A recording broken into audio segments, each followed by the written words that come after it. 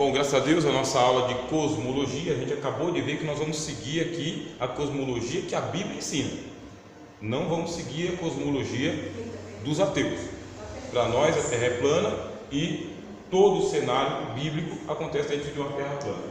Aí a gente pergunta, onde estava Deus antes da criação dos mundos? Lembra aquela aula de teísmo?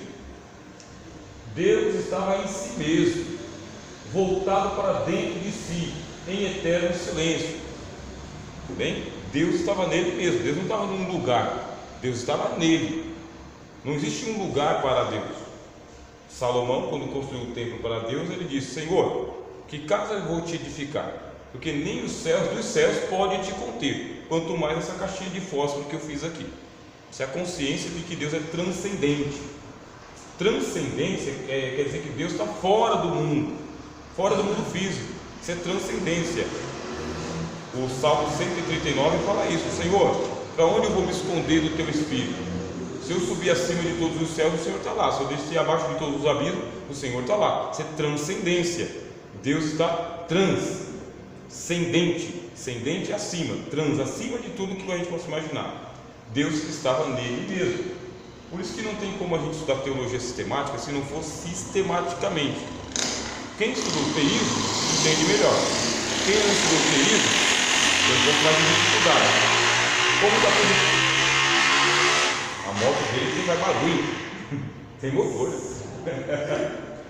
Então não havia nada além de Deus. E não podemos falar de algo como lá fora, como se houvesse um quintal vazio ao lado de Deus. Não tinha nada do lado de Deus, mesmo porque Deus não tem lado, tá bom? Deus não tem direita, esquerda, em cima e embaixo. Jesus disse: Deus é espírito. Deus ocupava a totalidade dele mesmo. Essa é uma pergunta. O que Deus estava fazendo antes de criar o mundo? Deus estava em eterno silêncio, porque Deus não precisa falar para se comunicar. Quem tem que falar sou eu e você. Deus não precisa falar. Deus estava em eterno silêncio, voltado para dentro de si. Aí a nossa matéria de cristologia, vocês devem lembrar, quando a gente falou sobre a trindade, né? O Pai, o Filho e o Espírito Santo, eternamente voltados para dentro de si mesmo, em contemplação de um para o outro. O Pai contemplando o Filho contemplando o Pai e contemplando o Espírito. Uma contemplação da divindade de um para o outro. Até o momento em que a teologia usa o termo imensurabilidade. Estudar teologia é bom por causa disso.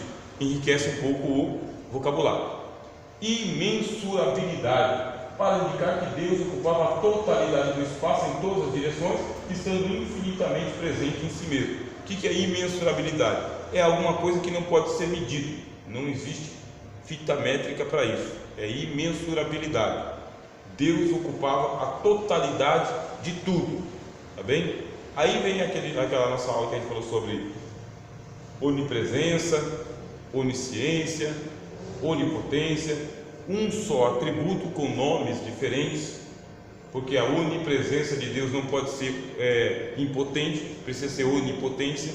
A onipotência de Deus não pode ser sem a sua onipresença, quer dizer, é um atributo com nomes diferentes. Então, Deus estava nele mesmo antes de criar o mundo.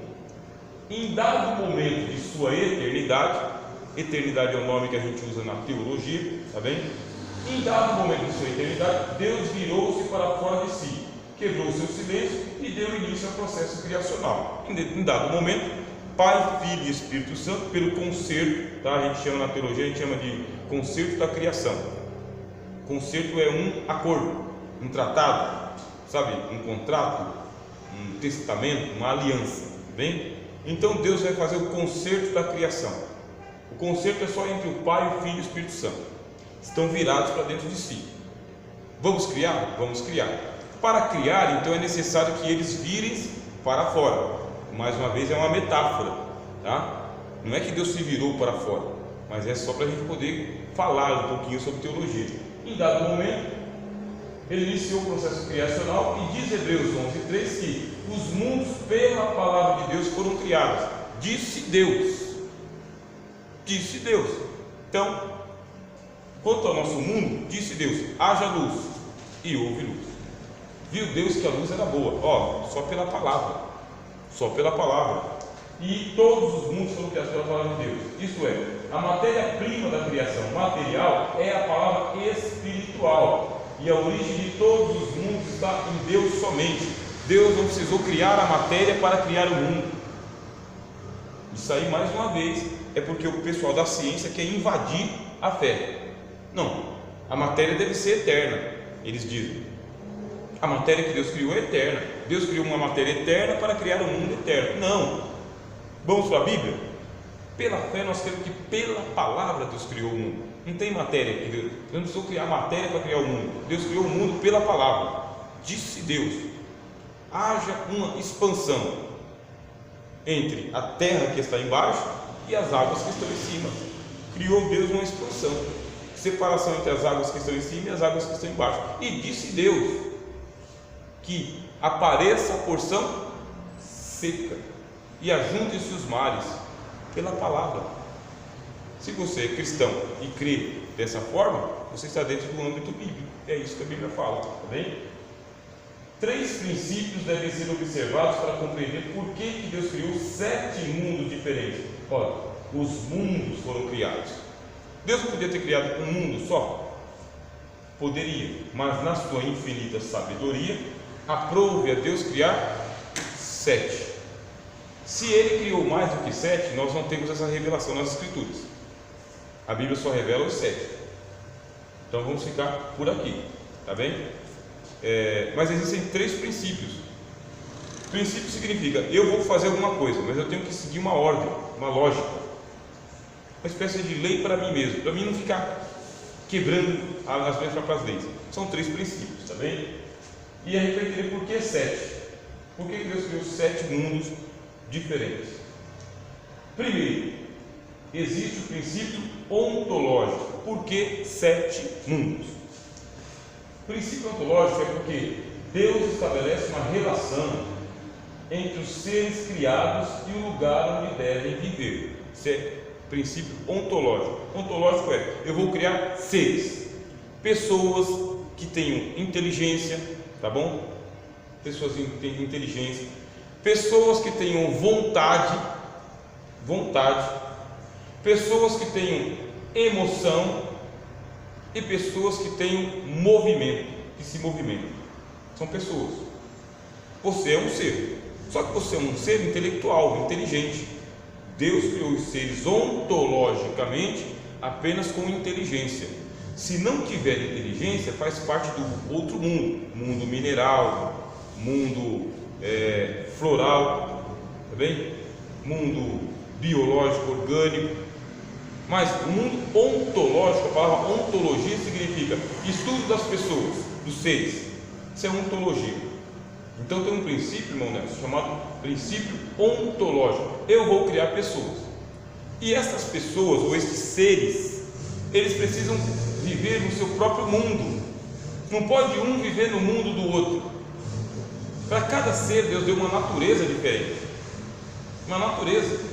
Então, na sabedoria de Deus é o seguinte: eu tenho que criar pessoas que vivam no terceiro céu, no paraíso.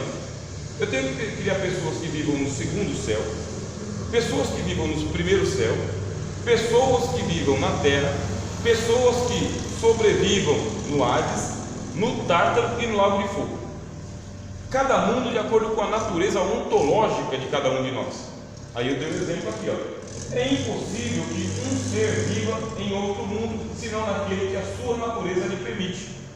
Por exemplo, os peixes, eles dependem da água.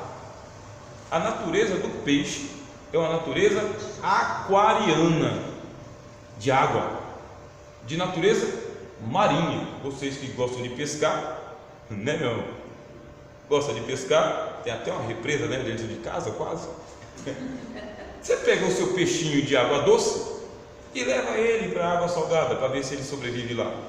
Mas é água, só que é água doce. Faz vice-versa. Pega o peixe de água salgada e traga ele para a água doce. Existem peixes que eles só podem viver na superfície da água, não são peixes de profundidade. E tem peixe que ele só pode viver na profundidade, ele não pode vir para a superfície. Olha a sabedoria de Deus. É cada um na sua, cada um no seu. Então, se eu vou criar um peixe, eu tenho que criar um mundo aquariano para ele, água. Se o peixe que eu estou criando é de natureza de água doce, eu tenho que criar água doce. Se ele é de água salgada, eu vou criar a água salgada. Se ele é peixe de profundidade, eu vou então criar o mar com profundidade. Se esse aqui é um lambarizinho que só vai aqui em cima, tem que ser aqui em cima. Você viu a sabedoria de Deus? Eu estou usando uma ilustração para você entender. Quando Deus pensou na sua sabedoria o tipo de pessoas que Ele ia criar, Ele também pensou o tipo de mundo que Ele ia criar para essas pessoas. Cada um tem que viver na sua própria natureza, no seu próprio espaço, no seu próprio quadrado. É aqui que Deus colocou você. Então, olha lá, isso é um princípio chamado princípio ontológico. Estabelece uma relação entre os seres criados e o lugar que devem viver. É impossível que um ser viva em outro mundo, senão naquele que a sua natureza lhe permite, assim como os peixes que dependem da água e os humanos que dependem do oxigênio. Eu sou um ser humano e eu não tenho como viver na água, não tenho como, eu não respiro debaixo d'água, eu não tenho traqueia, eu não tenho guelras, eu não tenho escamas.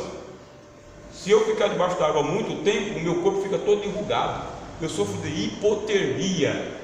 Quer dizer que a minha temperatura abaixa e eu vou morrer congelado debaixo d'água. Se eu ficar mais de 5 minutos debaixo d'água, aí o meu pulmão se enche d'água e eu morro sufocado, afogado. A minha natureza não me permite. Eu, com a minha inteligência, vou lá e eu faço uma roupa de mergulhador. Aí eu coloco um balão de oxigênio. Só que o balão de oxigênio tem limite. A roupa de mergulhador tem limite.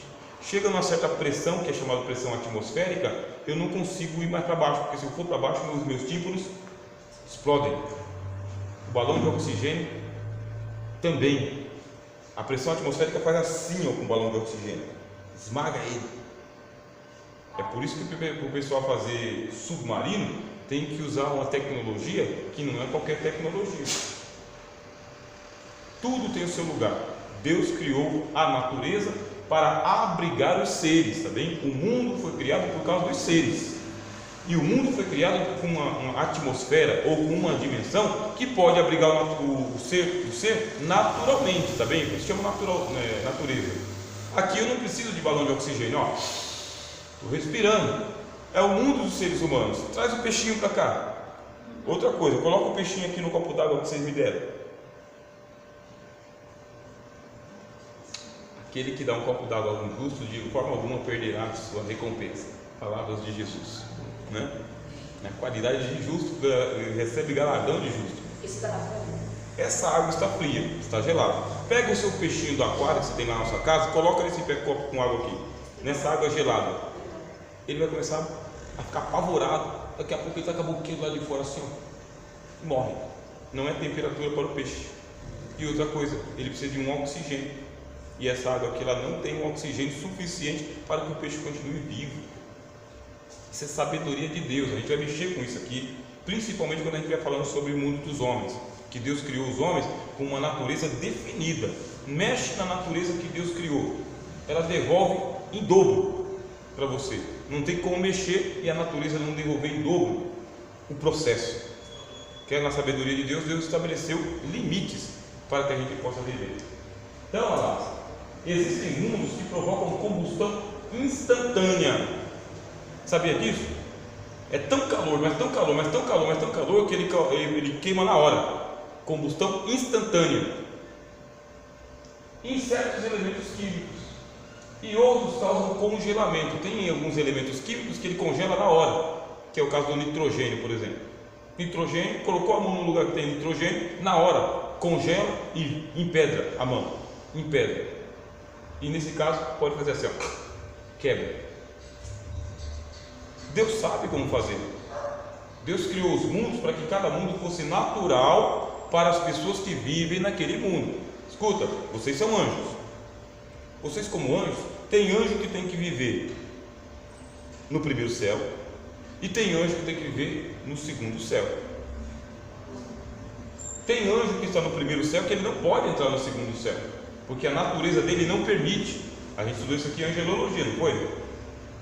A natureza dos querubins. Tem querubim que ele não podia passar para dentro da cortina, ele não podia passar para trás da cortina, a natureza dele não permitia. E tinha querubim que podia ficar em cima da arca, mas não pode olhar para dentro da arca, a natureza dele não permite também. Então, Deus criou o mundo para que em cada mundo as pessoas que Ele criou fiquem na sua. Fica na sua. Qual é a condenação dos anjos, de acordo com Judas e Pedro? É que eles não ficaram no lugar deles. Eles invadiram o território dos outros. Aí pronto, explodiram, ou foram queimados, ou foram banidos. Pegou aqui? Esse chama-se princípio ontológico. Bem, existe um outro princípio, meus irmãos, chamado de princípio mesológico. Por mais que eu não quisesse usar essas palavras no curso de teologia, bem, a gente tem que usar, porque é nessas palavras aí que está a explicação. Então eu uso a palavra, mas eu explico para vocês o significado. Então, princípio mesológico que estabelece uma relação entre os seres criados e os recursos que se dispõem para viver nesse mundo. Mesológico é o meio que Deus criou para que você continue vivendo. Deus criou o homem, a gente vai falar sobre isso aqui mais para frente, e colocou ele no jardim do Éden. Só que não colocou no jardim do Éden com um monte de pedra para ele comer. Fez que as árvores nascessem. As árvores nasceram e deu para o homem comer. Come de tudo que tem aí no jardim. É um meio para que no mundo que você está vivendo, Deus criou recursos naturais para que no seu mundo você vá bem. No mundo que a gente vive aqui, a gente pode dormir. Deus criou o recurso do sono, a gente pode se alimentar. Deus criou o recurso da alimentação, carboidratos e fibras, nutrientes. Quantos recursos Deus criou para nós aqui, neste mundo? Em cada mundo Deus criou um recurso. Aí isso chama-se princípio mesológico. Você só pode ficar no seu mundo porque tem como você ficar no seu mundo, porque Deus criou um jeito de você ficar no seu mundo. São meios para você ficar na sua, sem ter que invadir o barraco de ninguém, sem ter que tomar a casa de ninguém. Isso aqui você pode usar uma pregação, inclusive, né? Pode, tranquilo. Você não precisa tomar o que é do outro e nem invadir o que é do outro, e nem ambicionar o que você não tem, porque o que você tem Deus te traz na mão. Isso é um princípio bíblico. O que você precisa Deus te traz na mão. Essas bênçãos elas alcançarão, a Bíblia diz, aqueles que guardarem os mandamentos do Senhor, elas alcançarão. Não precisa ficar, isso é Deus no controle da sua vida, Deus no controle da sua existência. Deus não foi louco de criar você num mundo que você não pode viver, dar a você uma natureza para que você violente a sua natureza. Deus não foi louco. Você tem que negar que Deus existe. Se você disser Deus não existe, aí você vai correr contra a natureza. Você tem que negar a fé, tem que negar as escrituras. Mas se você mantém o princípio das escrituras, você não nega a Deus, você pode ficar tranquilo. Você mora no lugar que Deus colocou você para morar, e ainda Deus te traz os recursos para você viver com o recurso do pão nosso de cada dia. É dia a dia. Isso aí tem que ter fé, irmãos. O pastor João tem que ter fé. Pensar que Deus coloca na sua mão dia a dia, não precisa antecipar porque Ele não se atrasa, tem que ter fé. E Jesus disse: qual de vós, com todos os cuidados, pode acrescentar 1 hora ao curso da sua vida? Não pode, não pode. Então Deus traz o pão nosso de cada dia hoje. Isso é Bíblia. Então Deus estabelece uma relação entre os seres criados e os recursos que se dispõem para viver nesse mundo. É comum falarmos em recursos naturais que estão em estado puro, sem modificação artificial. Todos os recursos dos mundos são suficientes para manter o equilíbrio entre os seres e o meio ambiente. No entanto, a intervenção das criaturas pode comprometer o uso desses recursos. Ou seja, Deus criou o mundo com quantidade de oxigênio suficiente para você, eu e o mundo todo viver para sempre. Não vai faltar oxigênio, mas não vai faltar oxigênio. Só que a gente começou a arrebentar com a natureza, cortar tudo quanto é árvore e explorar todos os recursos hídricos e atômicos do mundo. As árvores elas servem como filtro natural para a emissão de gás carbônico. Chega uma hora, se a gente voltar aqui no nosso modelo que a gente estava utilizando do domo, chega uma hora que vai acontecer com a gente? Chega uma hora que as árvores não vão estar filtrando mais a grande quantidade de poluentes e a nossa casa vai parar de respirar. É simples.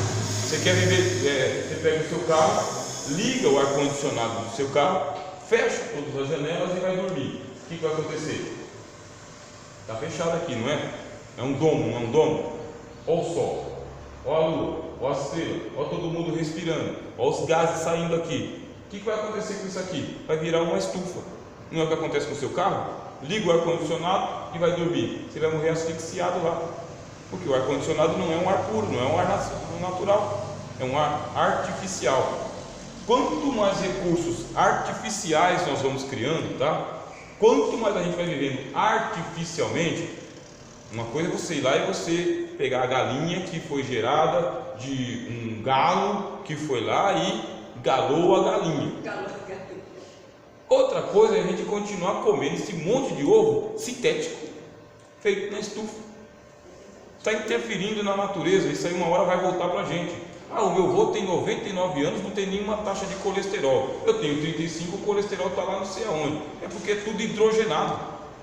A nossa alimentação é hidrogenada. Sabe o que é hidrogenado? O pessoal colocou plástico na comida, conservante na comida, agrotóxico na comida. A galinha, ela demora lá um período para ela poder ter o seu período, a sua cloaca fértil. Agora essas galinhas aí, elas botam 20 ovos por dia. Já viu um negócio desse? E o galo pegou ela? Não, foi na ração e na estufa. Tudo artificial. Chega uma hora que a vida não aguenta. Chega uma hora que é colesterol, é diabetes, esse monte de câncer que está surgindo para tudo quanto é lado, câncer no olho, câncer no cabelo, câncer no seio, câncer na próstata, câncer no rim, câncer no seio, tudo para tudo. O pessoal está matando a gente. Por quê? Está violentando a natureza que Deus nos deu, um mundo artificial. Então é isso que a gente está falando. Todos os recursos do mundo são suficientes para poder manter o equilíbrio. Só que a gente pegou e começou a jogar um monte de lixo no rio. E agora vai beber o quê? E essa água que vem aqui, ó, foi feito um teste, tá vendo? Um teste não, centenas de testes. Essa aqui, que é uma água chamada água mineral, essa água mineral aqui é uma água que ela está contaminada. Passa-se pelos filtros, um monte de filtro, e depois coloca cloro para ela ficar clara. Não é natural, não é natural, está contaminado. Sai um monte de sujeira assim, um monte de sujeira dessa água aqui. Então ela está clareada, cloro, tá? O cloro que deixa ela assim, a água da torneira. Não é para a gente entrar em desespero não, mas é quase, né? Mexendo muito na natureza. Aí a gente não se espanta do que nós estamos morrendo. Que morrer a gente vai mesmo, mas do que está morrendo e por que está morrendo assim, de uma maneira tão precoce e tão sofrida, né? Tão sofrida. Vamos fazer uma pausa. Nessa pausa a gente já faz algumas perguntas e aí a gente termina as nossas aulas de hoje. 2 perguntas, tá bem?